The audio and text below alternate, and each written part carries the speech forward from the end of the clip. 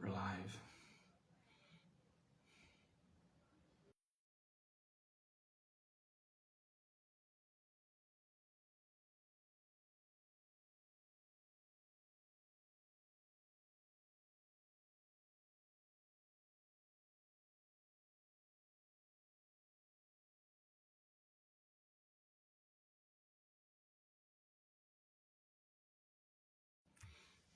Oi, pessoal. Já vou trazer os dois, que eles já estão aqui. Estão aqui conosco. Todo mundo aqui. Para nós começarmos o estudo de hoje. Olá, boa noite. Oi, meu irmão. Oi, dá para me ouvir aí? Perfeitamente. Perfeitamente? Maravilha. Maravilha. Oi, como vocês estão? Graças a Deus. Graças a Deus. Boa noite. Graças a Deus. Graças a Deus. Então, nós estamos aqui mais uma vez, né, para estudar esse livro maravilhoso, né, para ter uma conversa sobre esse livro que é bem impressionante. Nós estamos no capítulo 11 e temos muitas coisas interessantes sobre as quais nós queremos conversar hoje. E aí, o irmão Cris vai trazer uma prece para a gente ir ficando mais calmo, mais concentrado e, a partir de então, começar a entrar nesse livro propriamente, porque tem muita coisa legal sobre a qual a gente quer falar hoje. Então vamos lá elevar nossos pensamentos, agradecendo sempre aos nossos irmãos das estrelas, nossos amigos celestiais que sempre nos acompanham, nos amparam. Que Jesus, a luz de Jesus, possa sempre ser a estrela guia da nossa jornada, que ela possa sempre nos cobrir de paz, de amor, e possamos refletir essa luz por onde passarmos. Que possamos ser sempre instrumento do vosso amor, mensageiros da sua paz, tanto na terra quanto no céu. Agradecemos por esse momento, por podermos aprender e compartilhar tantos ensinamentos do caminho do amor. Muita paz, muita luz, e assim começamos. Deseja.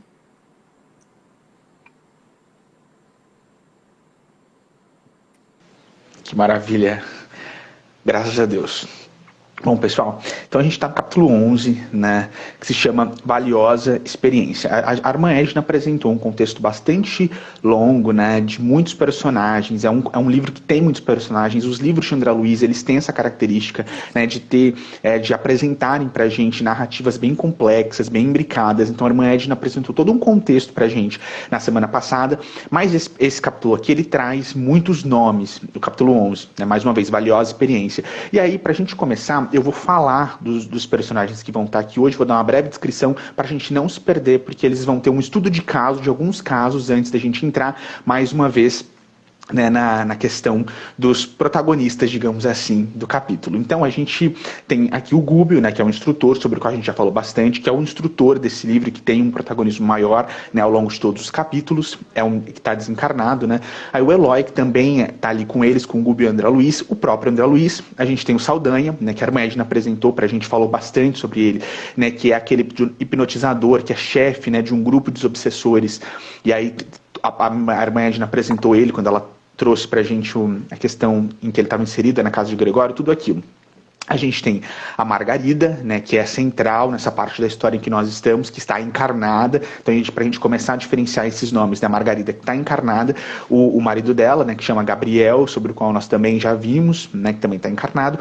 E aqui nesse capítulo a gente tem um médium, que vai ser bastante interessante pra gente observar através do trabalho dele, né, como a espiritualidade se movimenta. Desde já, é um médium que não se dedica ao bem. É um homem ali, a gente não tem muitas informações sobre a vida dele, mas a gente sabe que ele cobra, né, para fazer esse tipo de trabalho, que ele tem, né, recebido muitas pessoas, né, naquela época ele estava recebendo muitas pessoas, e nesse contexto, né, de cobrar pela mediunidade e muitas vezes entregando, né, profecias e conselhos que não eram os mais adequados, que é o que a gente vai ver aqui com o caso de Margarida.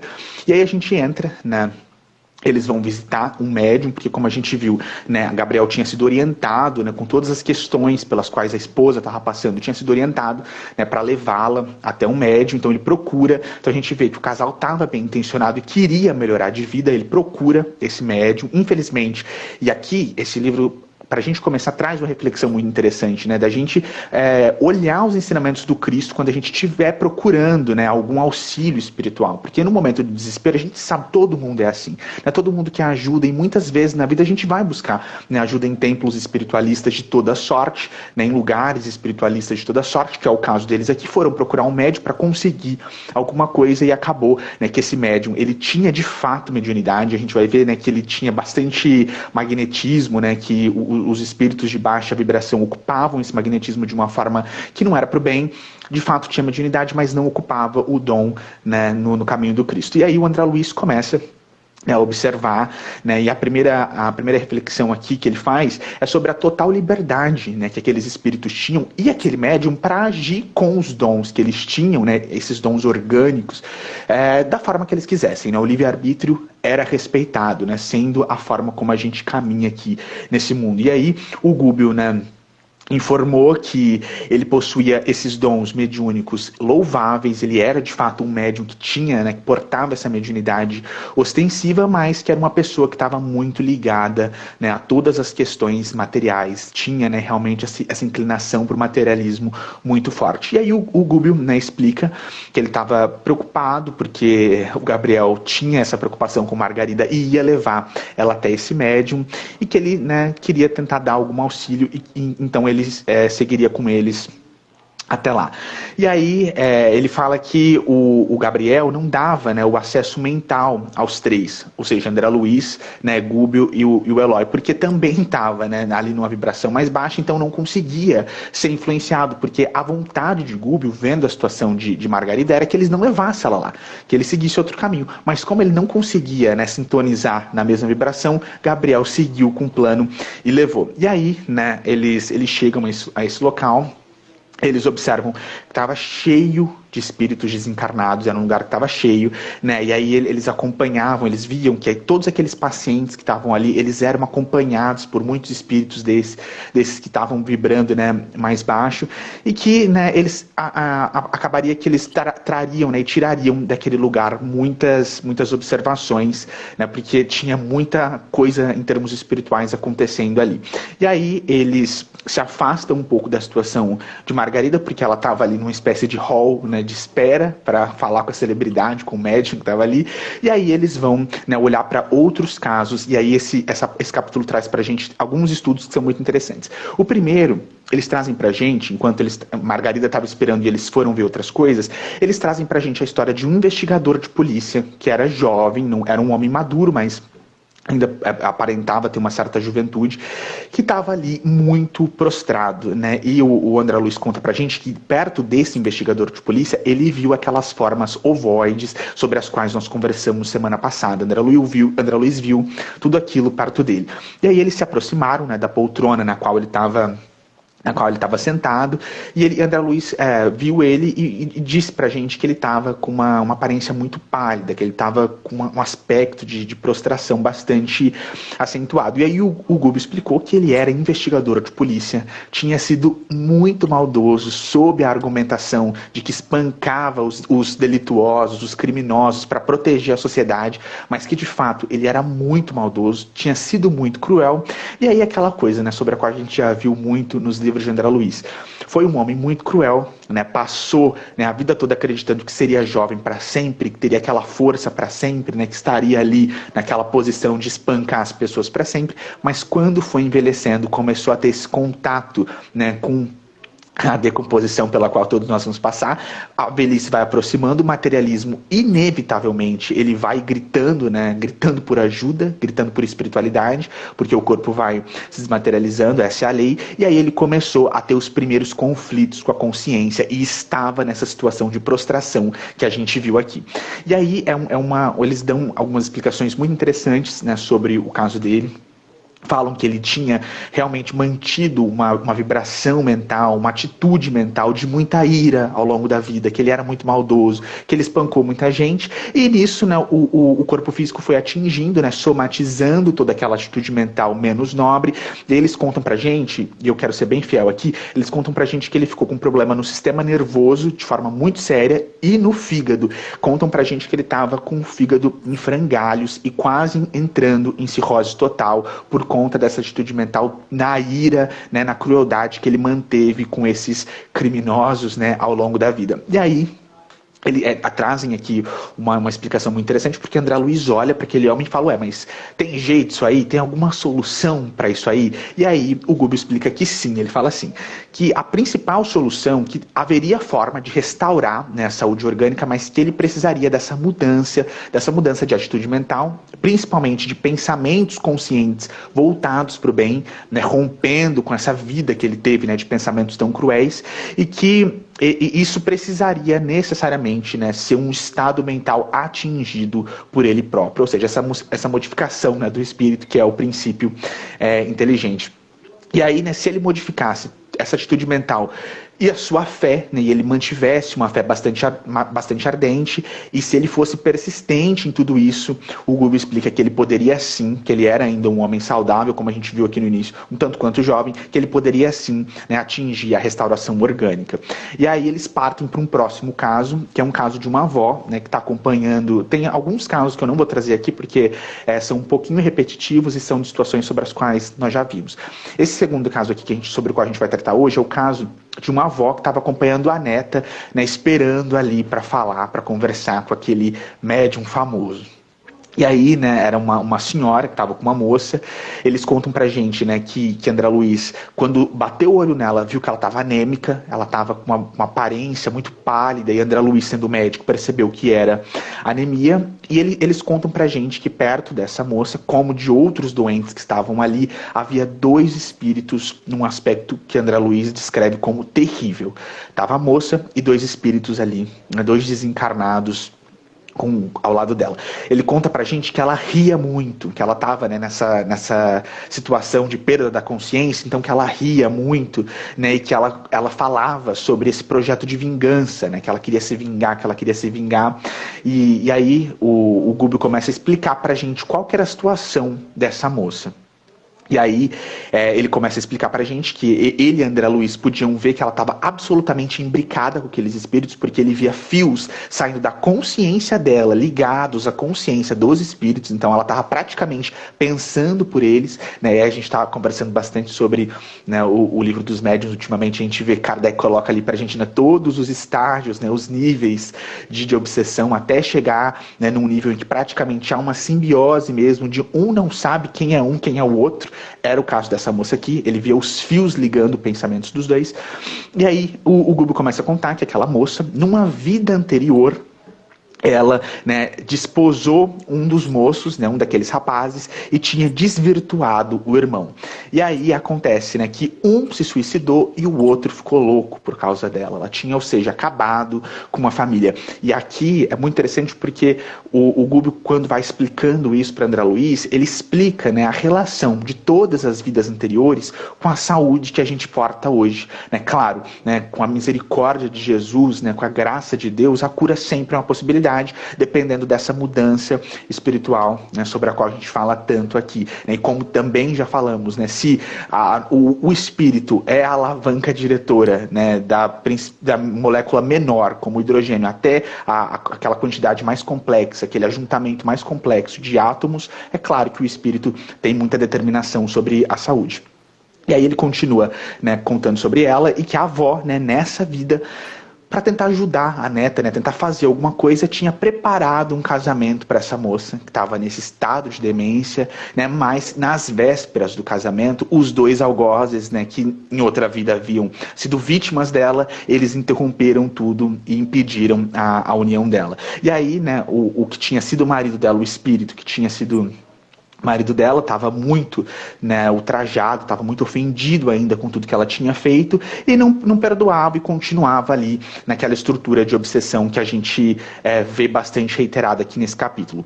Ela já tinha procurado diversos centros, né, de psiquiatria, né, tinha pedido ajuda para muitos médicos, né, e de erro em erro, né, de falha em falha, ela tinha ido parar naquele médium ali que seria mais uma falha.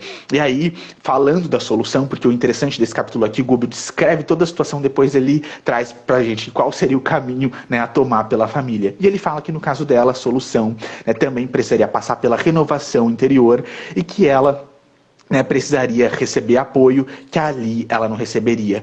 No caso dessa moça, ela precisaria sim do apoio de um médium, porque como a gente já viu em vários capítulos aqui, o choque anímico com os espíritos obsessores muitas vezes é muito necessário para que a obsessão se desfaça. Não era o caso, ela não ia conseguir isso ali com aquele médium farsante. E aí vamos retornar para o caso de Margarida, para a gente não ocupar tanto tempo. A gente volta então para Margarida, que seria atendida ali. E aí o Saldanha, ele toma a frente, naquela vontade que ele tinha toda de vingança contra ela, ele toma a frente e fala que todo mundo ali, naquele caso, era para ficar neutro. Ninguém era para fazer nada para ajudar ela, era para acabar com a piedade e deixar o médium conduzir, da forma que ele achasse mais conveniente. E aí, aparece um dos assessores desse médium, que é uma parte muito interessante desse capítulo aqui, que é um anão.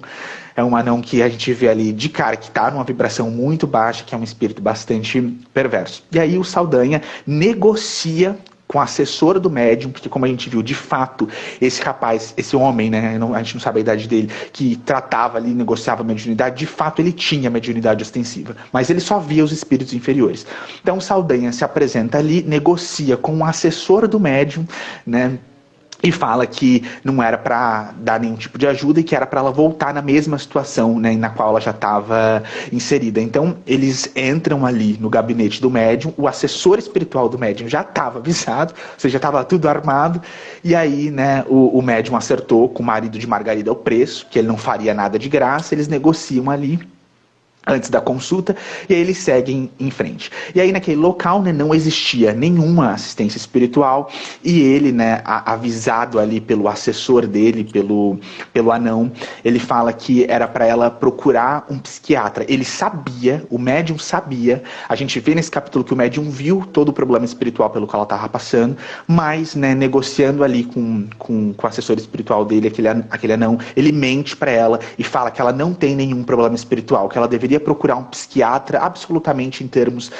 materiais, um psiquiatra encarnado, que ele resolveria o problema dela. Dá muita dó nesse capítulo aqui quando a gente vê a situação de Margarida, porque a gente vê muitos irmãos e irmãs que estão desesperados na vida, seja com doença, a gente tem casos no Brasil, de médiuns que se desvirtuaram e receberam tantos doentes que no desespero, ainda precisam passar por uma degradação dessa, por uma ofensa tão grande. E aí, o médium estava super satisfeito, com o dinheiro que ele tinha ganhado. E aí, uma parte interessante aqui desse capítulo, antes de a gente passar para o próximo, é que eles viram que do médium saía, bastante fluido. E aí, André Luiz ficou observando tudo aquilo, E aí, André Luiz, querendo explicações, ele já dá uma olhada para Gúbio, e Gúbio começa a explicar que aquilo era magnetismo, que era um fluido que pertencia a todos os seres humanos, que não era privilégio de ninguém. Mas uma coisa muito interessante que ele diz é que a manipulação desse fluido, as possibilidades que a gente tem, elas se dilatam, elas aumentam de acordo com o nível de meditação, com o nível de consciência, ao qual nós podemos chegar enquanto praticantes, de alguma tentativa de manipulação espiritual aqui na Terra. Isso é muito interessante. E eles confessam a todo momento que, de fato, aquele médium tinha essas possibilidades, ele tinha bastante ectoplasma, ele tinha possibilidade de trabalhar no bem. Não trabalhava porque não queria. O médium, aí comunica, fala, volta para o corpo, depois daquela espécie que a gente percebe sempre, que esses médiums que não são tão inclinados para o bem, eles adoram trejeitos, adoram fazer um show. Foi o caso aqui, ele fez um show ali na frente deles, mostrou que estava voltando para o corpo, explicou, para eles procurarem um médico, mas era tudo mentira.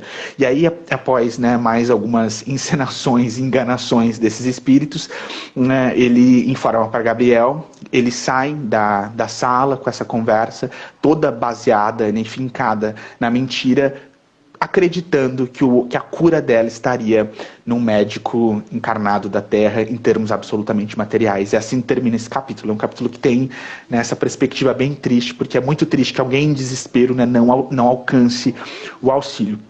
E aí a gente entra no capítulo 12, que a gente já vê uma certa mudança de cenário, principalmente com o Saldanha aqui, que se chama Missão de Amor.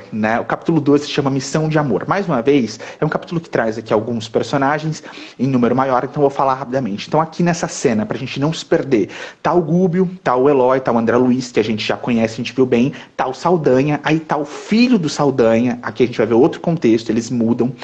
Tá o filho do Saldanha, o Jorge, que vai ser o único encarnado desse contexto aqui, dessa conversa toda. Aí tá a Iracema, a ex-esposa de Saldanha, sobre a qual a gente também já falou, né? E a Irene, a ex-esposa de Jorge, né? As duas estão desencarnadas.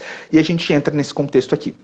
Aí eles retornam, né, depois desse atendimento aí de Margarida que a gente viu no capítulo 11, eles voltam para casa, né, e aí o Saldanha ele manifesta o desejo de visitar o filho dele que estava, né, num hospício, queria visitar o Jorge, que é o filho dele.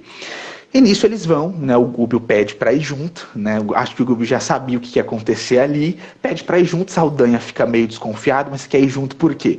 O Gúbio fala que ele queria acompanhar, que André Luiz também gostaria de acompanhar, o fato é que eles vão todos juntos, né, até esse hospício.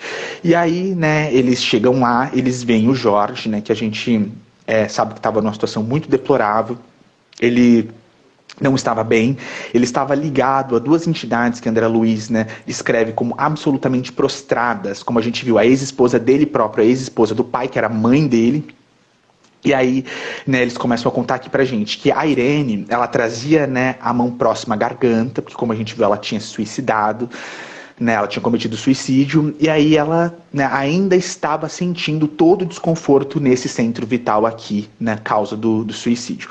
Aí o Saldanha conversa com o Gúbio, né, dizendo que elas estavam loucas, né, e que ele não sabia mais o que fazer. É muito interessante porque a gente vê aqui o Saldanha, né, que ele tinha sentimentos muito positivos, né, pelo próximo que era próximo, pelo próximo que era da família dele. Aquele caso ali, ele queria ajudar, ele queria que a obsessão se quebrasse. Não sabia mais o que fazer, porque ele não conseguia nenhum acesso, né, às duas mulheres. E aí, né, conta para Gúbio, reclama que elas não escutavam, que ele tentava tirar elas de perto do filho, mas que não dava certo, que o filho estava sofrendo muito, né, e que ele queria muito ajudar o filho dele, o Jorge, mas não sabia mais como. E aí o Gúbio, né, que a gente vê que já tem uma elevação muito interessante, né, que é um instrutor que sabia muito bem como lidar com as situações, ele pede permissão, né, ali para fazer uma prece pelos três. É uma prece muito bonita que não dá pra gente trazer aqui, mas muito bonita, vale a pena ler, porque a gente aprende muito, né, lendo. Os livros de André Luiz são uma coisa bacana. Eles têm muitas preces de espíritos muito, né, incríveis e que já atingiram um certo grau de evolução, e a gente aprende muito lendo as orações deles, vendo o que é que eles pedem, né, nessas preces para Deus, como é que eles agradecem. É o caso aqui. Ele pede para fazer uma prece e o Saldanha fica todo emocionado, né, e concorda. Daí eles contam aqui pra gente, conforme, né, Gúbio ia fazendo aquela prece, conforme ele orando, ele ia se transformando, né, porque a gente já viu muitos casos aqui, né, dessa transformação espiritual linda que acontece quando eles se elevam através da prece, que é, né, como a gente fala sempre aqui, um instrumento tão poderoso, né, de acesso à espiritualidade superior e a Deus. E aí ele foi se iluminando, né, recebendo do alto vários jorros de luz, foi se iluminando, e aí eles começaram a perceber que aqueles jorros de luz começavam a cair não só sobre o Gúbio, mas também sobre aqueles infortunados que estavam ali.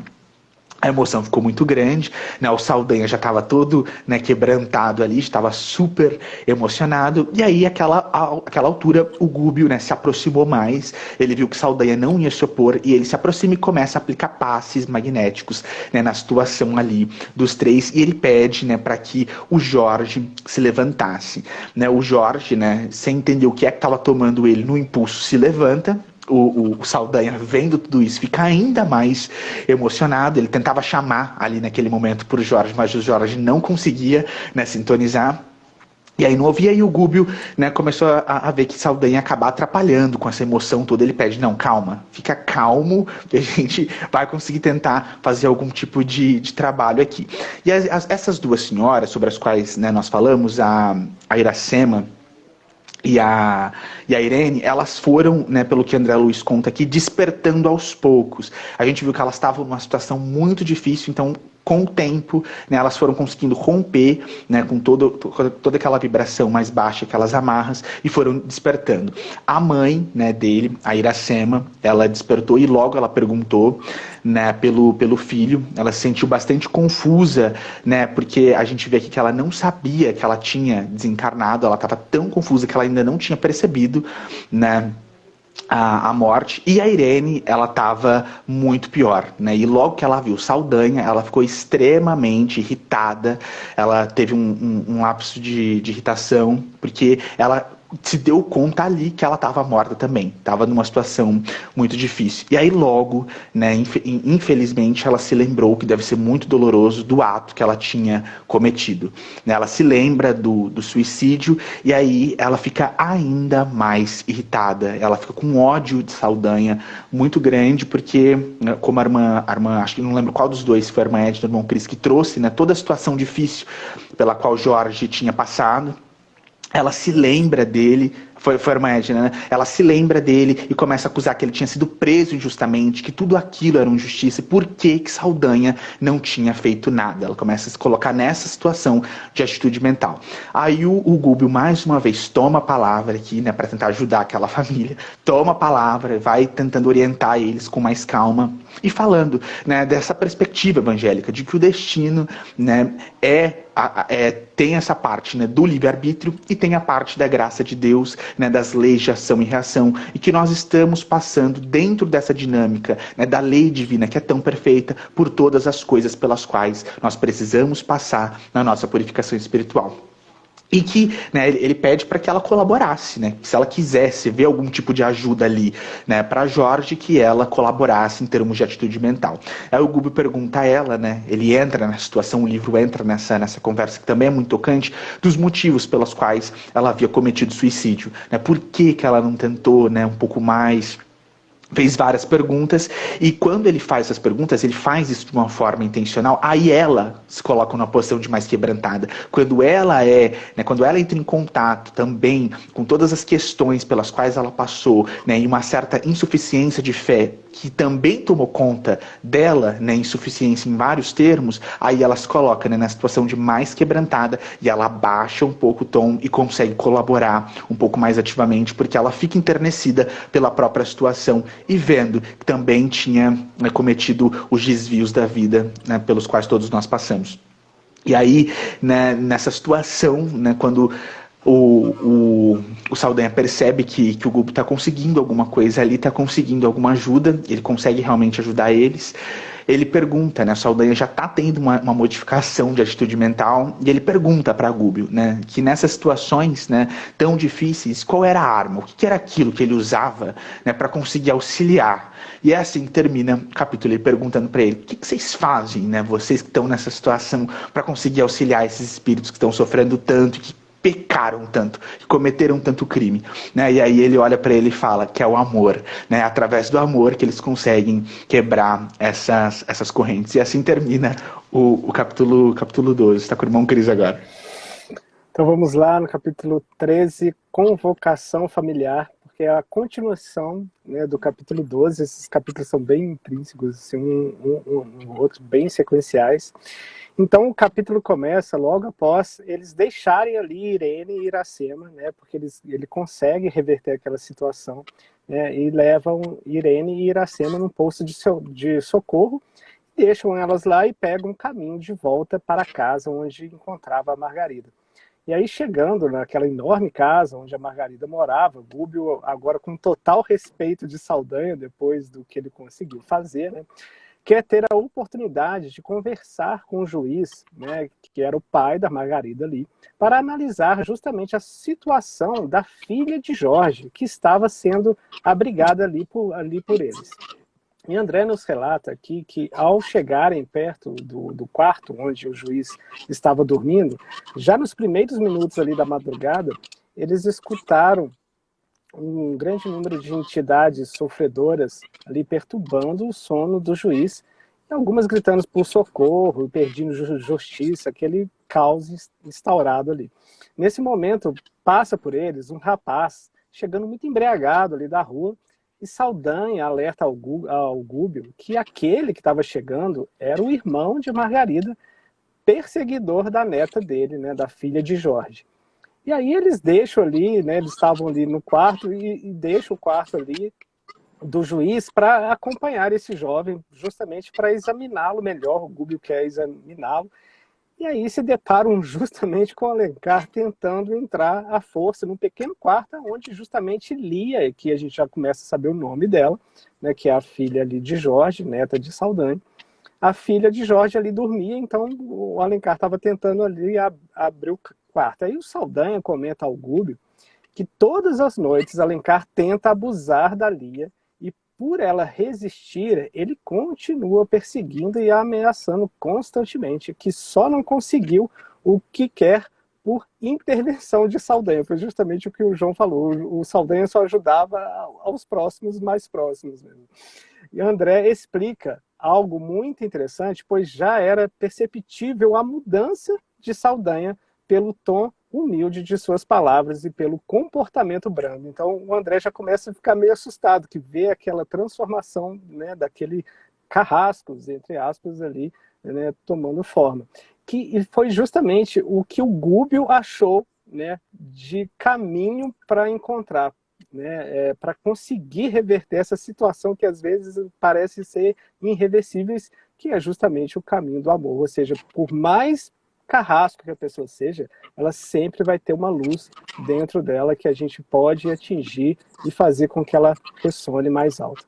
E aí Gúbio, então, começa a aplicar passes magnéticos nos olhos ali de Alencar, e ele desiste ali de perturbar a Lia, fazendo com que Saldanha também mais uma vez ganhe a confiança de Gúbio. Já de volta ali ao quarto do juiz, eles se deparam com a mente desse juiz bastante perturbada. Ele tem dificuldade ali de dormir. Gúbio diz a André para que ele coloque a mão ali na fronte do juiz para examinar os pensamentos mais profundos que estavam passando ali pela mente dele. E André ouve aquela mente cheia de dúvidas existenciais, né, que o perturbava por ter tido sucesso profissional, mas insucesso íntimo pleno, por sentir o avanço da idade, pela perda visual, as fadigas, né, da capacidade física, indagando onde estava a tal paz espiritual que já há meio século de existência, né, ele não tinha experimentado ainda, onde estavam os supremos interesses da vida, né, e a existência. E aí tentando achar que se existia uma explicação maior para tudo, né?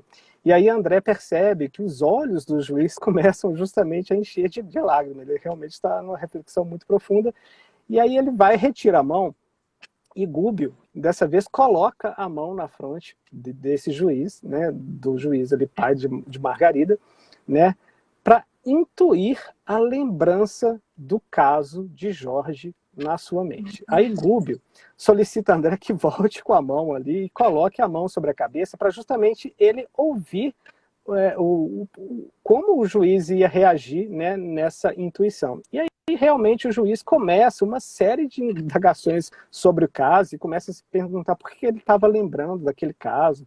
E ao conseguir intuir essa reflexão, Gúbio solicita a André e a Eloy que tragam o espírito de Jorge em projeção até aquele recinto.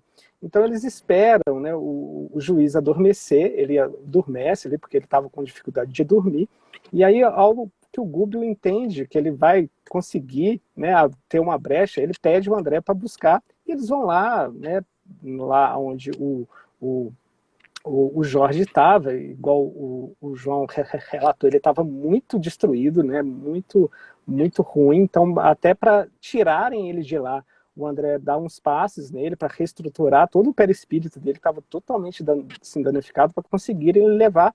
Então, ao chegar ali na casa do juiz, né, eles já se deparam já com o juiz e a Lia, neta de Saldanha, fora do corpo físico. E Gúbio recebe Jorge ali com muito carinho, tal, então aquela reunião ali inesperada. Aí nessa parte, Gúbio, mais uma vez, nos traz uma visão científica, nos dando uma aula de como a mente fora do corpo físico ainda mantém um estado vibracional distinto, né? E emanta magneticamente ali os três em operação fluídica. Então ele tenta justamente unir eles, porque é muito interessante, porque ele tenta fazer isso para justamente equalizar mentalmente, fazendo com que os três ressonassem na mesma frequência, porque justamente cada um tinha uma vibração diferente. Então, fora do corpo, eles não conseguiriam se ver se não fosse a intervenção de Gúbio ali. E aí, no momento, quando eles conseguem perceber o juiz, né, e o juiz consegue percebê-los, o juiz fica muito assustado ao ver Jorge e Lia e todos ali juntos, né? E começa a se defender, dizendo que aquele caso já tinha sido julgado, que ele estudou bastante e se baseou nas leis para dar o veredito. E Gubbio, mais uma vez, nos dá uma aula de paciência, né? Questionando se ele realmente agiu com imparcialidade em todas as suas decisões. Gubbio começa uma linda explanação, né, e toca em assuntos muito sensíveis no que entendemos por justiça dos homens e a soberana justiça divina, em um trecho que merece, né, ser descrito aqui, onde Gubbio fala: distribuir amor e justiça simultaneamente na atualidade da Terra, em que a maioria das criaturas menospreza semelhantes dádivas, é crivar-se de dores. Isso é muito profundo e muito sério. Gubbio comenta que eles iriam entender o porquê daquilo tudo ali mais para frente e continua mostrando como ele realmente não agiu com imparcialidade devida à sua posição, né, dizendo que se não fosse a compaixão divina que o concede ao ministério diversos auxiliares invisíveis, ou seja, o juiz sempre era ajudado espiritualmente, amparando as suas ações por amor à justiça que ele representava, as vítimas dos erros involuntários dele e das paixões obcecantes daqueles que o cercavam, não permitiriam a ele a permanência no cargo. Ou seja, ele só estava lá por ajuda espiritual. E que o palácio residencial dele estava repleto de sombras de muitos homens e mulheres que receberam sentenças há mais de 20 anos e que, reabatados pela morte, não conseguiram seguir adiante por serem vítimas das decisões dele e permaneciam ali na própria casa aguardando por explicações, né, e cobrança. E Gubbio ainda explica para ele que, por ele não ter os hábitos da prece e meditação, que são os únicos recursos pelos quais ele poderia abreviar com imensa ajuda em resolver essas grandes questões, né, grandes surpresas aguardariam no final do seu corpo físico. Depois desse choque vibracional consciencioso, né, que Gubbio dá ao juiz, ele se rende à consciência, cai de joelhos pedindo que o ajude e que ele deve fazer, perguntando o que ele poderia fazer ali no caso de Jorge. Então ele dá o braço a torcer, porque ele realmente não aguenta ficar ali, né, na presença de Gubbio com toda aquela verdade sendo dita a ele. Gubbio diz a ele para facilitar a revisão do processo de Jorge, pois ele realmente era inocente, para colocá-lo em liberdade. Gubbio também recomenda a ele que coloque Lia em um lugar mais adequado, onde ela possa estudar e se afastar um pouco dali, para que ele semeasse amor onde ele justamente pisa, para tratá-la como filha e para que tenha o Jorge como um grande amigo e Lia como uma companheira de luta que ele poderia ser afagado por ela, ou seja, ele fala justamente que ela poderia afagar os seus cabelos brancos, e para justamente que te ilumine em prece depois do seu desencarne. Gubbio tranquiliza o juiz, porque ele está ali derretendo em lágrimas, já dizendo a ele que ao cooperar e ao concordar em seu corpo físico, ele iria lembrar, né, ou seja, ao concordar, e assim, quando ele vai acordar ali no seu corpo físico, que ele não iria lembrar na íntegra daquilo que foi proposto, pois o cérebro físico justamente, né, é um instrumento muito delicado que não suporta a carga de duas vidas. Mas as ideias novas surgiriam de forma nítida para fazer o que tinha que ser feito. Gubbio alerta ainda para confiar na intuição dele, que é um dos discos milagrosos da consciência, usando o coração para sentir essa confiança em vez da mente.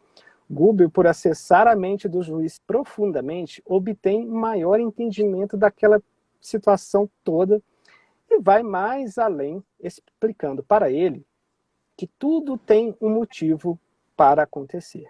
Que o juiz, no século passado, ele estava encarnado em uma outra vida, foi proprietário de uma extensa faixa de terra e que se orgulhava muito de possuir dezenas de escravos e, né, ostentar toda aquela riqueza.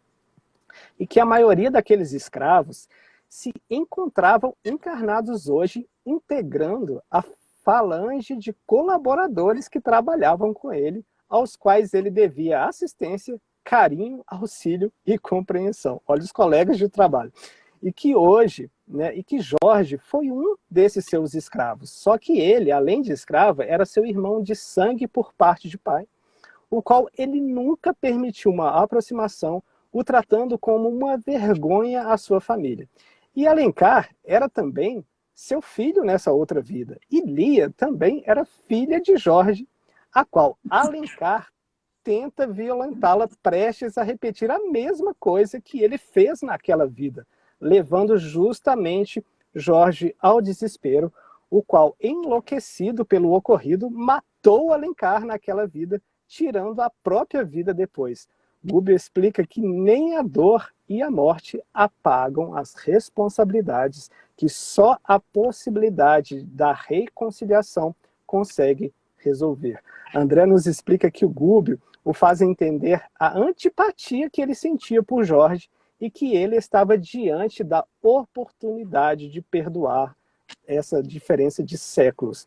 Gubbio o incentiva dizendo: trabalhe, meu amigo, para que ele já, né, ali já se valesse dos anos, pois assim Alencar poderia, futuramente, se casar com a Lia.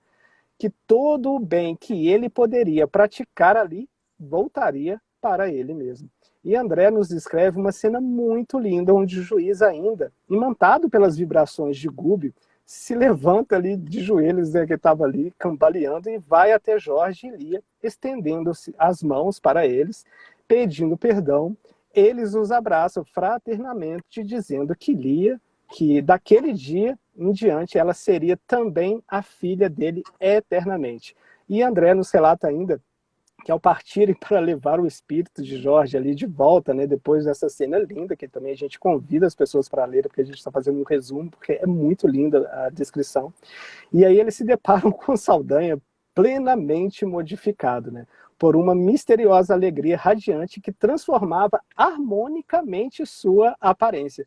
Ele vai até Gubbio e beija as mãos de Gubbio, né, agradecendo muito, dizendo que nunca imaginou presenciar uma noite tão gloriosa. Gubbio encerra o capítulo, né, o abraçando, dizendo que nada depois do amor de Deus é tão grande quanto aquele que recolhemos no amor espontâneo de um amigo. Esse capítulo eu segurei para não chorar enquanto eu lia, porque eu chorei. chorei enquanto eu estava lendo, porque senão é um dos capítulos mais emocionantes assim que eu já li, por causa de toda essa trama dessa história que a gente vê nos últimos capítulos, né? Você está de frente, né, aos nossos olhos, por isso que essa frase dos nossos amigos espirituais falando que por todo caos aparente tem uma ordem impecável, e tudo tem um porquê. A gente nunca pode julgar quem está na nossa frente. Gubbio nos dá uma aula assim né, de imparcialidade e sem ser indiferente, muito grande, que a gente vai levar ainda alguns anos ou séculos para poder exercer que nem ele. E aí assim acaba o capítulo. Muito lindo. E aí começa o capítulo 14, né? Não é, Cris? Também muito emocionante, né? Assim, várias vezes que a gente lê, várias vezes a gente chora, várias vezes a gente se envolve, é belíssimo. Então, eles saem, né, desse local e entram no local onde a Margarida está. Então, eles vêm e quando chegam onde Margarida está, estão ainda os dois hipnotizadores, que é justamente o Leôncio e o Gaspar, que estão ali hipnotizando, e aí chegou o momento que o Gubbio se dirigiu ao Saldanha e disse assim: Saldanha, irmão amigo, é chegada a hora de eu lhe dizer a verdade, por que eu estou aqui. Eu tenho essa senhora jovem que está doente, a Margarida, como uma filha do coração. Eu a tenho ela como você a tem ou ama o seu filho Jorge. E eu vim aqui justamente para defendê-la Do mesmo jeito que você tem esse sentimento de defesa para com seu filho. Então, eu sei que você tem 1000 motivos para você estar chateado, para você estar com raiva, para você não aceitar, né, essa declaração minha, essa compreender o que eu realmente vim fazer. Mas, meu irmão, amigo, eu quero lhe pedir que você venha para o meu lado, que você aperte minha mão e trabalhe conosco, que você compreenda tudo isso. E aí, nesse momento, meus irmãos, Saldanha estava muito assustado. Os olhos caíam lágrimas em abundância. E ele ficou assim muito emocionado e disse para o Gúbio: eu, por mais que eu tenha um ressentimento muito grande por esta família, pelo pai de Margarida, que é o juiz, por mais que eu tinha tudo que eu sofri, tudo que meus familiares sofreram, foi tão intenso, tão difícil, mas diante de tudo que você fez, meu irmão, você amparou meu filho desequilibrado, você ajudou a minha esposa, a Irene, que estava realmente à beira da perturbação. Você ajudou a Iracema, que era a esposa do Jorge, e que estava realmente perturbada. Você me ajudou, você amparou a todos aqueles familiares que eu tenho com muita estima. Como eu posso negar você? Como eu posso dizer não a você? Você tem em mim um parceiro, você tem em mim um servo, você tem em mim um grande trabalhador ao seu lado.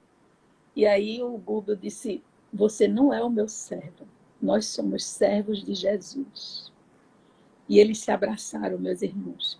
E a gente nota que percebe que esse amor, esse jeito que o Gúbio conduziu, a doutrinação que nós observamos, o esclarecimento, a calma, a paciência, a devoção, porque ele ajudou a todos os familiares do Saldanha, não é? Fez tudo aquilo com aquela paciência, com aquele carinho, com aquele amor incondicional, independente de qualquer coisa, de qualquer interesse, para que depois de tudo isso, eles tenham chegado a hora de eu pedir. Ele foi humildemente ao Saldanha, ainda dizendo a Saldanha que se ele não quisesse, ele estava em todo o direito dele. Mas que ele realmente o ajudasse, a ajudar a Margarida, porque era uma filha de várias encarnações, que ele amava muito. E aí, gente, ele aceitou, abraçou, e foram para um lugar mais reservado para que os hipnotizadores que estavam ali ainda hipnotizando a Margarida não percebessem, ninguém poderia perceber, porque a falange era de 60 espíritos, sob a tutela do Gregório, que era o tutor, era o comandante de todos ali. E aí eles se reservaram e formaram um plano, o que iriam fazer no anonimato para ajudar a Margarida. E ali começou o plano, e ele percebeu, o André Luiz, que um dos hipnotizadores, que é o Leôncio, começou a olhar e a observar, tem alguma coisa estranha, mas continuou fazendo o seu trabalho, disciplinado. Aí terminou a conversa quando o nosso Saldanha disse: vem cá, Leôncio, eu quero conversar com você. Ele disse: olha, está acontecendo isso. Eu agora não trabalho mais contra, agora eu a favor, estou ao lado. Ele é um magro de luz. Falou que ele era um mago de luz, o nosso Gúbio. Ele ajudou, ele fez isso tudo. Você observe o que foi que ele fez ontem à noite com a minha família.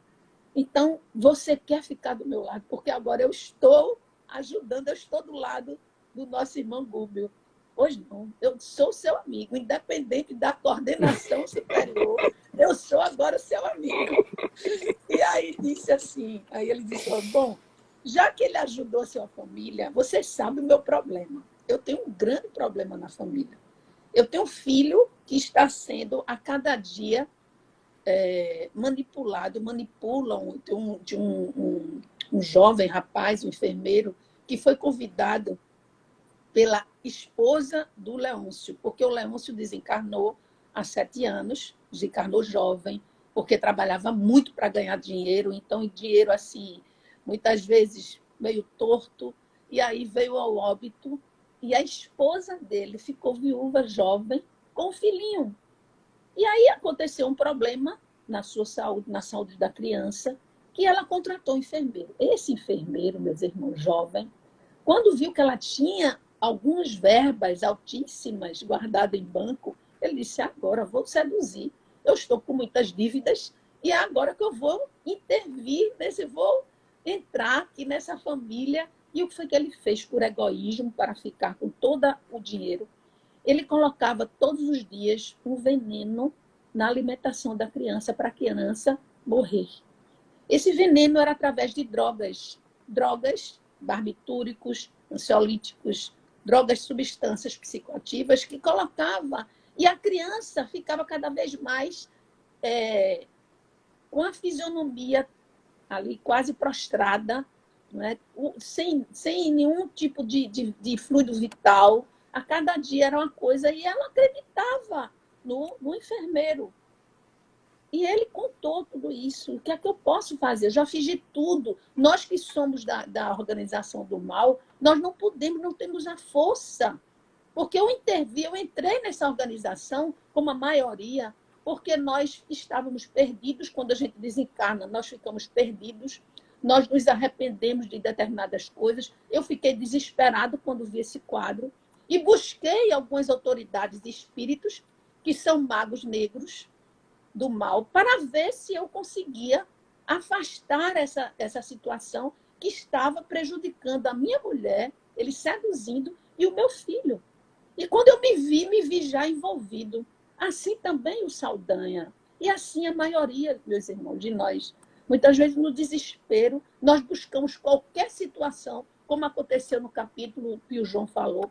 Nós buscamos qualquer lugar até para sanar aquela dor nossa. E quando nós vimos, nós não temos mais condições de voltar. O caminho de volta é muito difícil. É preciso você ter uma força muito grande. E eles ali estavam envolvidos. Eles eram grandes magnetizadores. Eles eram grandes hipnotizadores. E estavam ali fazendo um trabalho porque já estavam envolvidos naquele drama que acontece. Pelo amor de Deus, ele pede encarecidamente ao Google. Me ajude. Você que tem... que é luz, você que é um espírito de grande hierarquia, já é um espírito cristão mais evoluído. Eu queria que você fosse, por favor, não deixe de ajudar o meu filho. Meu filho é uma criança indefesa. E ele disse, vamos agora. Agora tem uma coisa. O Leôncio disse, o nosso irmão ali, o Gaspar, o outro hipnotizador, não pode saber, porque ele está completamente hipnotizado. Porque existem pessoas que são 100% hipnotizadas pelas trevas, pelos espíritos malfazejos. Eles mapeiam a mente da pessoa, seja encarnada ou desencarnada, e dominam a distância, manipulando todo o seu caminhar, todo o seu sentimento, todo o seu pensamento. Então, o que ele sentiu, o que ele respirava, a sensação que ele tinha, o superior lá estava crente, estava sabendo, era claro. Logicamente, existem os graus de hipnose, mas o caso daquele Gaspar, ele não conseguia escutar, ele nem percebia, ele estava vidrado, fixado completamente ali naquela situação doentia da Margarida. Então, o nosso Saldanha, que era o ex-dirigente da obsessão, chegou junto do Gaspar e disse, Gaspar, você vai tomar conta dela. Nós precisamos de sair, passar um tempo fora, até mesmo para nós buscarmos mais sustentação para o nosso grupo. Ele driblou, não é? E o nosso grupo ficou até sorrindo, né? Um ar assim de risonho, mas todo mundo mais sério. E você fica aqui tomando conta, e saíram para ir à casa justamente da Avelina, a ex-esposa, né, a viúva do Leôncio, e do filho Ângelo do Leôncio, que estava sendo cada vez mais manipulado a medicação para ele chegar no óbito. Ele ia matar a criança. Então, ele chegando na casa dessa família, com o Leôncio na frente, o Leôncio abraçou o filho sentiu a presença e olhou para o quadro do pai e disse: meu paizinho, onde você está? Eu me sinto tão só, eu estou com medo, meu pai. Porque ele entrou no quarto dos dois, estavam dormindo, e a criança sozinha ali, acordada, sentindo mal, passando mal. E sentiu a presença do pai, mas rogou ao pai, olhando para o quadro e pedindo a ele misericórdia, porque ele não aguentava mais, estava sofrendo muito. O pai abraçando. E aí aquela cena foi muito, muito emocionante, gente. Eu me emocionei bastante, eu me envolvi muito. Foi quando o Google tomou a frente e disse: vamos buscar o rapaz, Felício, o nome dele era o rapaz, o enfermeiro. Só que, antes de buscar esse rapaz, gente, aconteceu uma coisa. Né? Nesse momento da saída, aconteceu um fato fundamental. O Eloy, que também estava no grupo, né, que é o Eloy, o André Luiz e o Gúbio. Esse Eloy, gente, quando estava ouvindo a conversa do enfermeiro, ele disse assim: como é o nome desse enfermeiro? Eu gostaria de saber quem era. E aí, quando disseram Felício, o sobrenome, ele caiu. O Gúbio segurou e disse: esse é o meu irmão. Ele é o meu irmão. Meu Deus, que coisa horrível ele está fazendo. Ele é o meu irmão, ficou desesperado. Foi quando o Gúbio disse: ele é um irmão nosso em sofrimento e nós vamos ajudar. Ele se compôs e, ao chegar lá, quando o Felício viu que era o irmão, ficou assustado.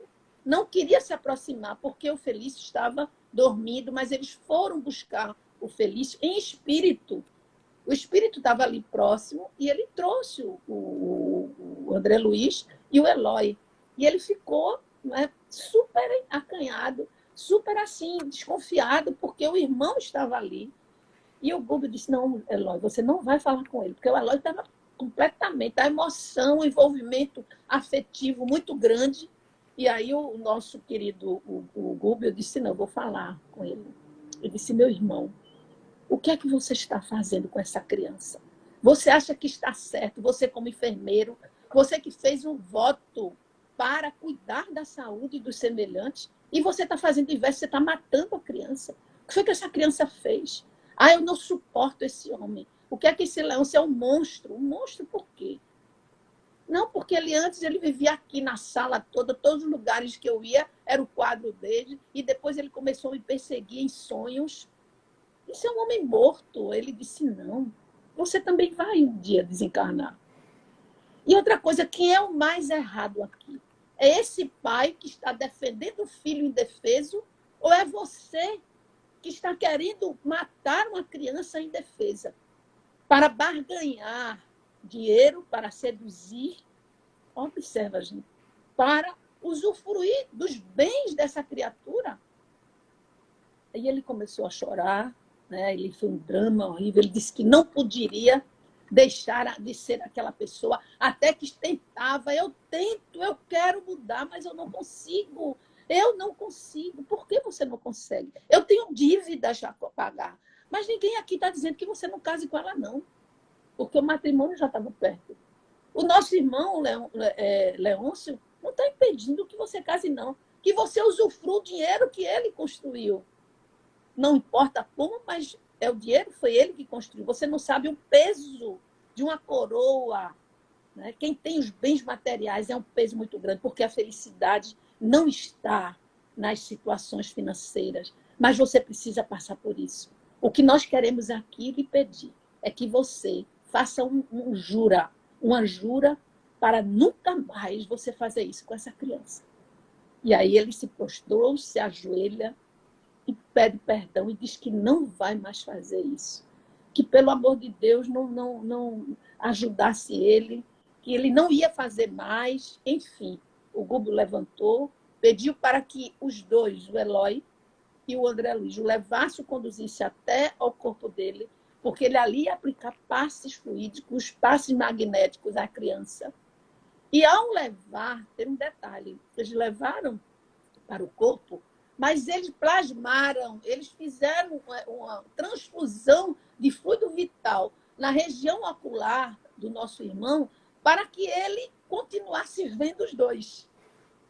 Ele voltou ao corpo e, quando abriu os olhos, ele estava chorando em pranto, né? Com uma lembrança fortíssima, e ainda vendo os dois, o irmão dele, o Eloy, e o André Luiz. E ele deu um grito assustado para ficar bem fixo, e o Eloy disse: se você continuar fazendo, eu vou fazer justiça com as minhas próprias mãos. Gente, ele, sabe, ficou morrendo de medo, morrendo, né? O susto foi imenso, e prometeu, eles acreditaram que a partir dali jamais ia acontecer a maldade com aquela criança. Então, mais um trabalho belíssimo do Google, mais um trabalho belíssimo, mais um trabalho na qual o Saldanha e o outro, agora o outro hipnotizador, que era o espírito do mal, sensibilizado pelo amor, sensibilizado pelo seu exemplo. Gente, o exemplo é muito importante. As pessoas observam a nossa vida, o nosso trato, o nosso exemplo, a nossa vivência diária. Porque pregar, o Saldanha estava dizendo, pregar é muito bom, nós já sabemos de tudo. Eu tenho uma inteligência imensa, eu tenho um conhecimento imenso. Não é isso. São outras coisas. Porque o Google me transformou não só pela teoria, mas transformou pela prática. A prática do amor. E aí termina essa primeira parte do capítulo 14. E vamos adentrar no capítulo 15, que é finalmente o socorro, gente, na nossa irmã Margarida, né? E aí, eles assim, entusiasmados, né, com as atitudes de Saldanha, né, que entrou realmente nesse contexto, né, com o Leôncio também. E aí, quando eles se aproximam de Gaspar, né, e o Gaspar ainda estava naquela situação, se aproxima e observa e pergunta como é que eles estão. E aí eles começam a conversar naquele ambiente e diz assim: nós precisamos ter cautela, porque a partir do momento em que as trevas, todo o grupo prestar atenção que nós estamos do outro lado, vai haver uma revolução. E a força do mal é muito forte, porque aqui nesse ambiente não tem um preparo coerente suficiente para haver uma proteção. Ainda não existia por conta do ambiente, das coisas que as pessoas fazem. Porque a nossa proteção vem na medida em que você vai fazendo a transformação moral. A proteção não é somente você orar e você estar protegido e você continuar sendo ou fazendo aquilo que você continua, né, com a sua ação negativa. Então, é preciso que você faça a sua parte. Então, eles começaram a conversar. O nosso Google saiu para acompanhar, buscar, né, intuir a mente do Gabriel, que era o esposo da Margarida, enquanto eles começavam a papear. Ele começou a papear com o Saldanha, o André Luiz, e ele dizia: mas por quê? Porque nós temos tanto medo desses espíritos, se o bem é maior do que o mal, né? Se a força do bem sobrepuja o mal, por que esse medo? Ele diz: será que é será que é ignorância? Ele diz: pode ser ignorância, mas é muito mais a dureza do coração. Porque a condição do conhecimento todos nós temos. Todos nós que chegamos nesse patamar de sermos hipnotizadores, de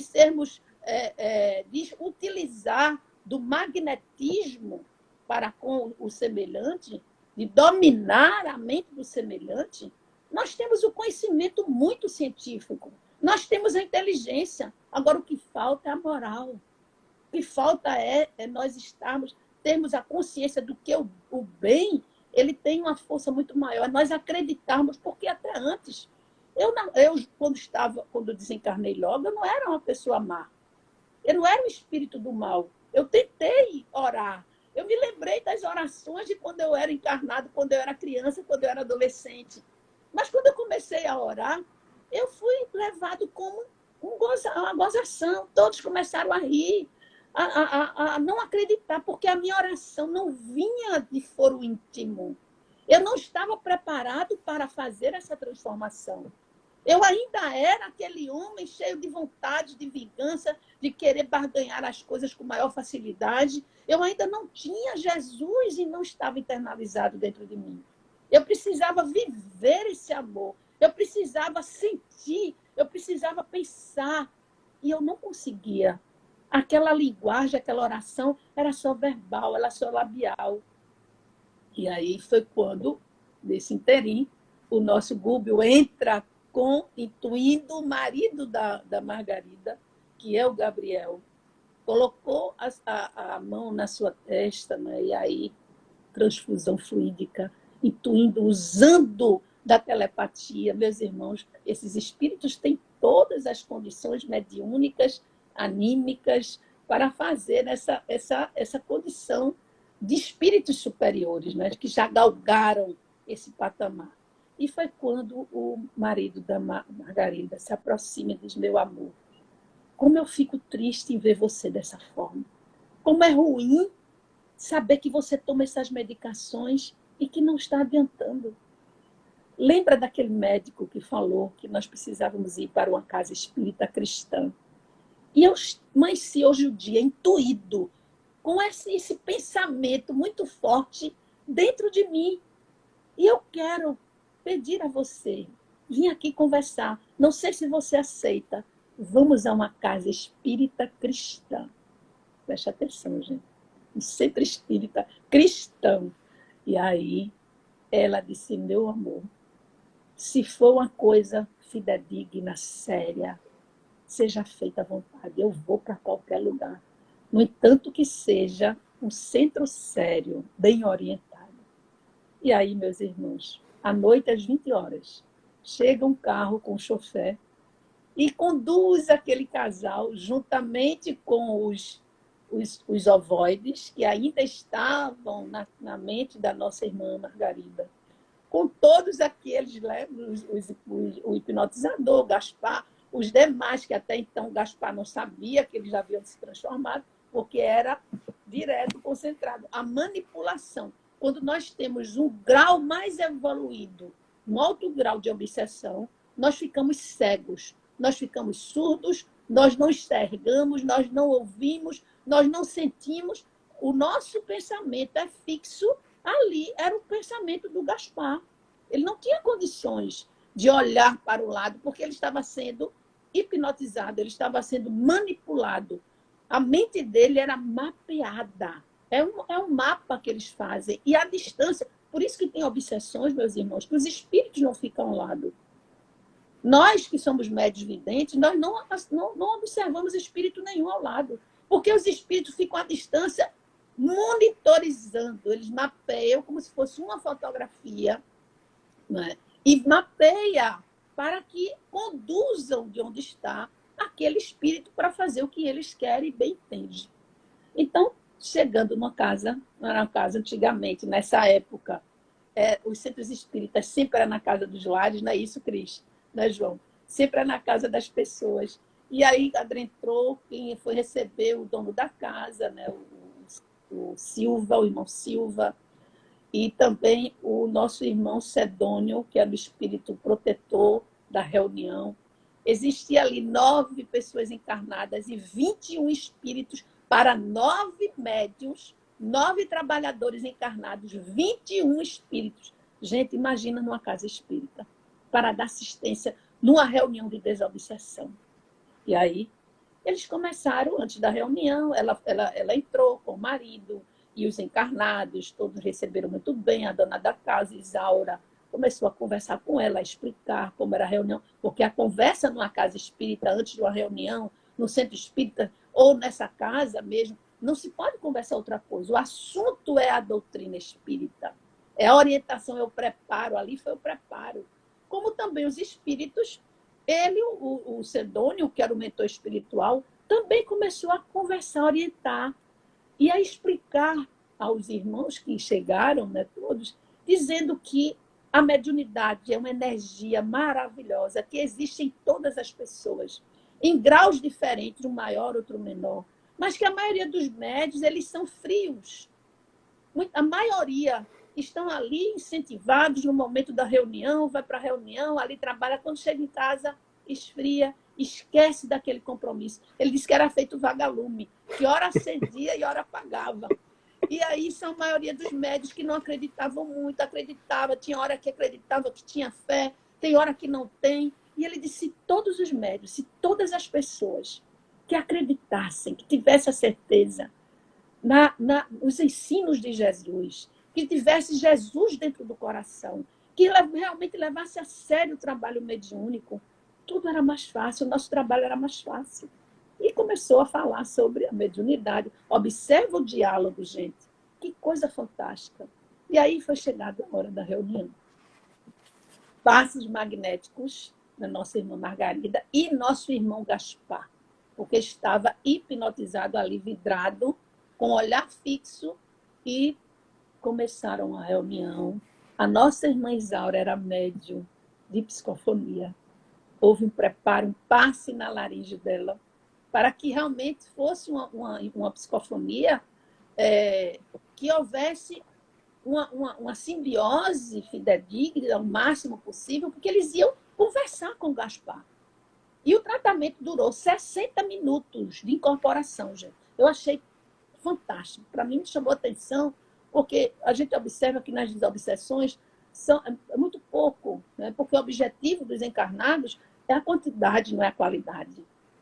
Observe nesse livro, esse livro ele é fantástico. Nós precisamos estudar muito, porque além de ser lições belíssimas, que mexem no nosso foro íntimo e que nos emociona, esse livro nos educa, até mesmo a nós que somos espíritas, que somos médios, e que aqueles que não estão trabalhando como médium também, para que nós tenhamos a consciência de que a qualidade, observa, gente, vamos observar essa reunião de desobsessão.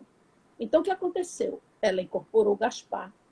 O Gaspar, na medida em que o Gaspar era doutrinado, a moça também era tratada, porque ela ficou na mesa. Antigamente, as reuniões, os pacientes ficavam à mesa. Eu achei muito interessante isso, isso é uma verdade. Observa nos livros. Então, na medida que ia conversando com ele, era retirado todos os ovoides, no mesmo dia da reunião, em uma reunião, meus irmãos. Todos os ovoides que estavam imantados no cérebro da menina, da moça, foram retirados. Observe o ambiente, a harmonia, o comprometimento dos médiuns, a quantidade de médiuns, 9, não precisa aquela quantidade intensa, imensa, mas a quantidade de espíritos, 21 espíritos ali para fazer um trabalho com uma paciente.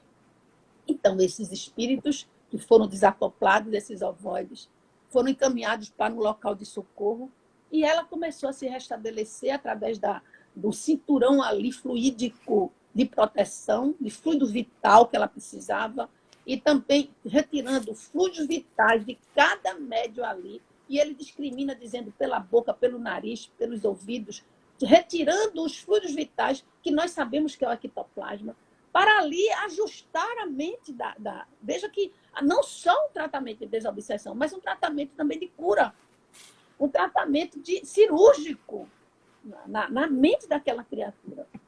E no Gaspar, conversando com ele, retirando também toda aquela máscara, porque ele estava com a máscara. Quando se mapeia, existe uma máscara fluídica que coloca para o espírito encarnado ou desencarnado só vislumbrar aquilo. Então foi retirado, isso eles descrevem a máscara, foi retirada daquela máscara, porque o André Luiz chamou a atenção da máscara, e essa máscara, depois que retiraram de todos os sentidos a demência, a hipnose que estava, ele caiu no pranto, no choro, como se ele tivesse acordado de um grande sono profundo. E ele cai com choro, mas ora ele fala coisas boas, ora ele fala coisas ruins. Ele não sabe, ficou meio perturbado, e ali ele foi também tratado, foi conduzido para um local de acordo com as suas necessidades. E aí terminou a reunião, depois de 60 minutos. E ela ficou encantada, chorava de agradecer, porque ela já sentia um alívio. Ela sentia-se outra pessoa. e disse: meu marido, Gabriel, em meu nome, agradeça. Se eu pudesse, eu me ajoelhava aqui de gratidão a esses espíritos maravilhosos, a essa família, a esses médios. A partir dali, com certeza, ela tornou-se espírita, né, meu irmão? Porque nós temos esse hábito, nós buscamos muitas vezes a casa espírita em último momento. Quando nada dá certo, aí você diz: vá na casa espírita, porque aí você tem aquela última esperança. E graças a Deus, quando a casa espírita ela tem um cunho sério, fidedigno, não se preocupa com a quantidade, com aquela multidão. Isso não enche os olhos das pessoas. Não devemos encher os olhos com a quantidade, mas com a qualidade, com você atender bem, trazer aquela criatura, fazer com que ela desperte para uma vida melhor, desperte, seja grata a Deus. Porque a transformação a partir dali, daquele casal, foi maravilhosa, meus irmãos. Imagine você fazer uma caridade como essa, não tem preço, não tem nada que pague. A alegria de você viver uma coisa dessa não se compara na alegria do mundo temporal, das coisas temporais, que às vezes são tão ilusórias, para não dizer todas as vezes. E aí vieram para casa e eles, no caminho, conversando, antes de chegar, disse assim: olha, mas agora ela não está ao Google, ela não ficou 100% curada. Ela ainda tem uma caminhada, porque ela precisa tomar pé da sua individualidade. Ela precisa ficar imunizada psiquicamente, porque você, às vezes, você faz um tratamento, mas você precisa dar continuidade, da frequência numa casa espírita, de você viver a doutrina, você viver o evangelho, viver Jesus, fazer um trabalho caritatório, para você se fortalecer, porque você ficou frágil. Porque se você continuando nessa fragilidade, você pode cair novamente. E você fortalecido na fé, você não vai cair em tentações assim tão fácil. E aí, conversando com o Zenóbio, ele disse assim: nós vamos deixar 12 espíritos na sua guarda para proteger a organização do lar da Margarida durante um período. E aí ele ficou muito agradecido. O Gúbio, essa falange, né, foi sendo conduzida para o lar dela, e ali, a partir dali, ela ia se reconstituir não só a questão física, mas a questão emocional, né, a questão moral, o vínculo com Deus, porque ela estava tão doente, tão prostrada, que ela não conseguia fazer uma oração, gente. Nós, às vezes, chegamos a esse patamar.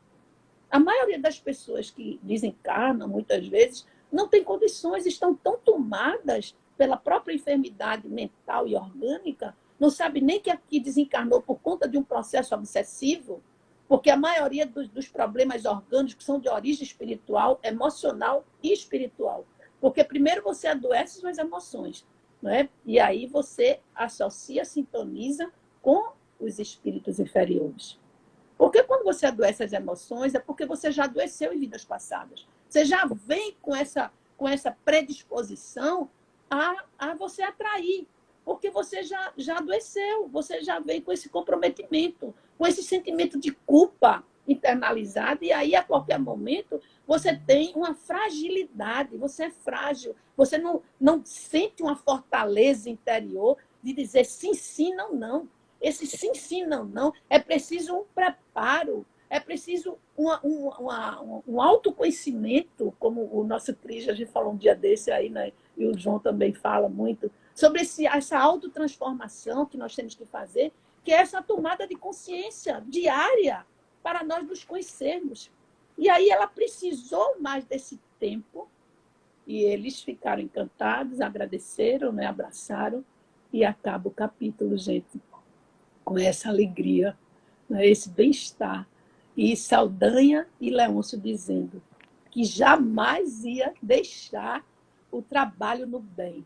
Por mais que eles sofressem, eles iam continuar com esse trabalho belíssimo, porque eles estavam encantados. E aí o nosso irmão se comprometeu, em nome do Gúbio, na hora que conversavam com eles, dizendo: não se preocupem, nós vamos estar do lado de vocês. Meus irmãos, não tem o maior presente que a gente pode receber do alto nesse momento é nós continuarmos firmes, com coragem, com perseverança, para vencer qualquer dificuldade. Porque as dificuldades passam, mas nós, fortalecidos, permanecemos imortais. Que Deus abençoe, gente. É muita emoção.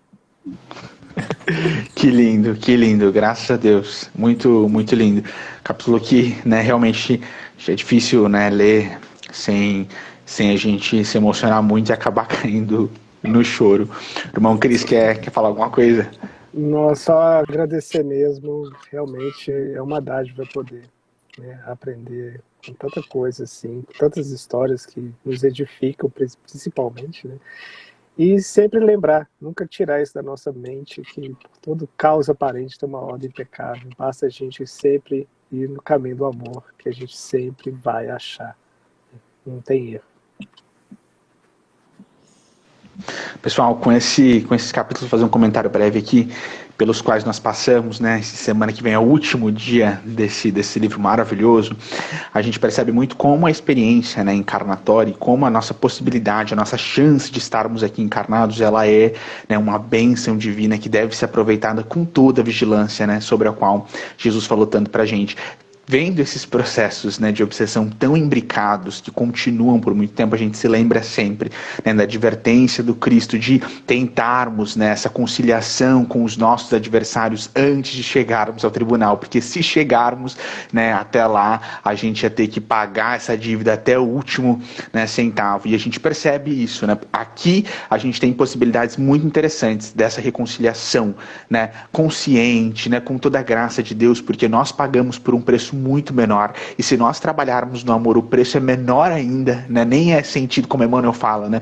A execução das penas, quando nós estamos trabalhando, né, no amor, ela é suspensa por tempo indeterminado, mas como a gente percebe com todos esses exemplos que colocaram aqui, né, a irmã Edna, o irmão Cris, que a gente viu nesse livro, que a gente está vendo nesse livro, depois do desencarne, né, esse juiz que é a nossa própria consciência nos leva a pagar até o último centavo, e isso pode ser muito mais doloroso. Então, chama a gente, né, o livro, para essa reflexão de termos a humildade, né, a disposição da reconciliação com qualquer pessoa, que às vezes a gente faz alguma coisa para outra e a gente não imagina como é o coração daquela pessoa e qual a raiva, a inveja, né, o despeito, o problema, o tamanho do problema, e depois do desencargo a gente pode descobrir que o problema é muito maior do que nós imaginávamos, e para pagar essa conta, né, depois de ter chegado até esse tribunal, sobre o qual Jesus nos adverte, aí pode demorar muito tempo e pode ser um processo muito,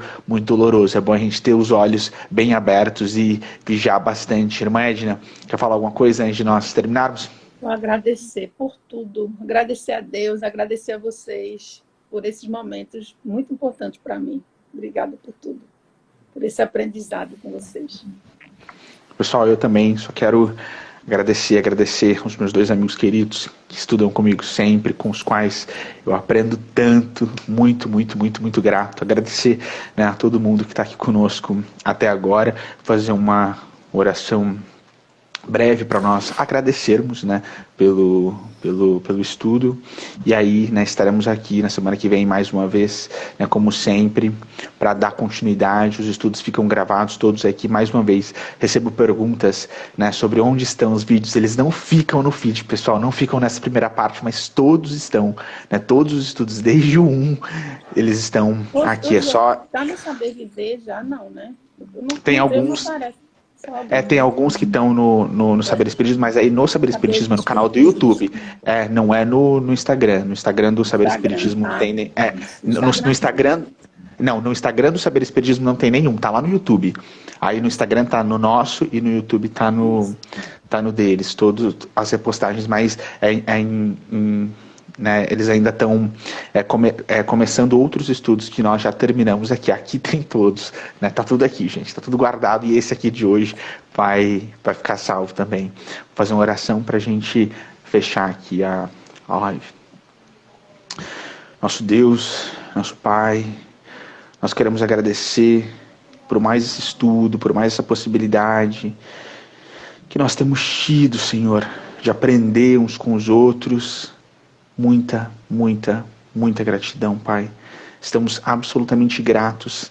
Só podemos ter hoje o tom do agradecimento e nos dirigimos a toda espiritualidade superior em tom de agradecimento, coração referente à nossa Mãe Santíssima, que nos abençoa tanto, pela qual nós somos tão gratos e a qual nós somos muito gratos.